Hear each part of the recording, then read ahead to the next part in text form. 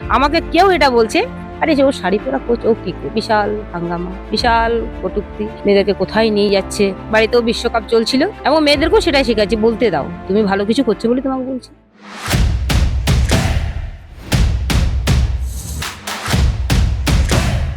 বাঙালির সেরা খেলা ফুটবল। এই ফুটবল খেলা হচ্ছে বাঙালির সেরা। বাঁকুড়ার ছাদনার দুমদুমির ভারতী মুদির স্বপ্ন ছিল ফুটবলার হওয়া, কিন্তু সেই স্বপ্ন সার্থক করতে পারেননি ভারতী মুদি। সেই স্বপ্ন সার্থক না হলেও তার মেয়ের দৌলতে তিনি আজ একজন কোচ হিসাবে পরিচিত।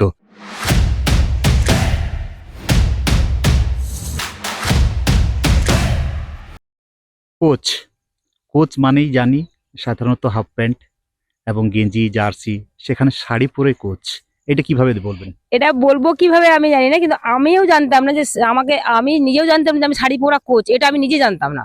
আমাকে কেউ এটা বলছে, আরে যে ও শাড়ি পরা কোচ, ও কি করবে, ওর মেয়েরা কি খেলবে, ও মেয়েরা এই টিম কি করবে। এই তখন থেকে ওইখান থেকে শুরু হয় শাড়ি পরা কোচ, কিন্তু আমি নিজে জানতাম যে আমি শাড়ি পরা একজন কোচ।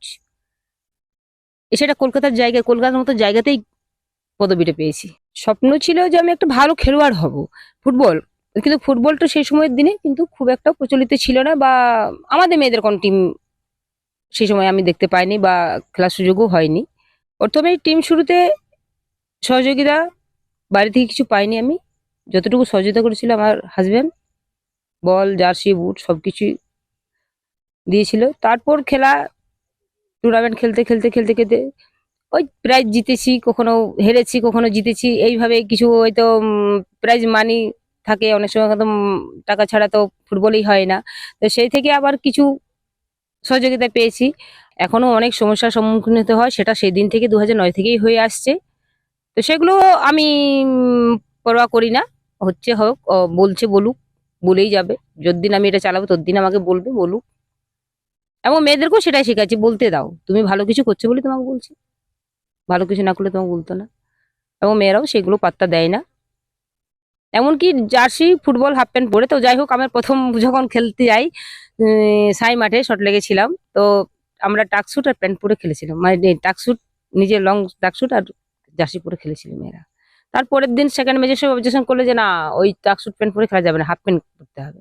তো আমরা শট লেগেই ওই রঞ্জন নদীর সহযোগিতায় একটা হাফ প্যান্ট, ওখানে দোকান ছিল, ওখানে কিনলাম। ওই হাফ প্যান্ট পরে, এখানে হাফ প্যান্ট পরে বিশাল হাঙ্গামা, বিশাল কটূক্তি, মানে যেমন যায় মুখে, যার যেমন বলতে ইচ্ছা সে বলে যায় মেয়েদেরকে, এবং আমাকেও বলে মেয়েদের নিয়ে এগুলো কি করছে, মেয়েদেরকে কোথায় নিয়ে যাচ্ছে, মানে এইভাবে নানা রকম কটূক্তি করতে হয় আর কি। মেয়েদের প্র্যাকটিস করে, কারণ এই প্র্যাকটিসে অনেকটা আমার হাজবেন্ডও আমাকে সহযোগিতা করেছে। তো সকাল বিকাল দুবেলায় প্র্যাকটিস হয়, আমার যতটুকু আমার দেওয়ার মেয়েদেরকে ততটুকু আমি সেই আমার সেরাটুকু মেয়েদেরকে দিই, এবং তাদেরকে বিশেষ বিশেষ করে আমি বেশি বোঝাই, ওদেরকে খেলাটা নিয়ে বোঝাই যে এইভাবে এইভাবে এইভাবে করো। ইতিমধ্যে তো বিশ্বকাপ চলছে, হ্যাঁ, কতটা ইন্সপায়ার?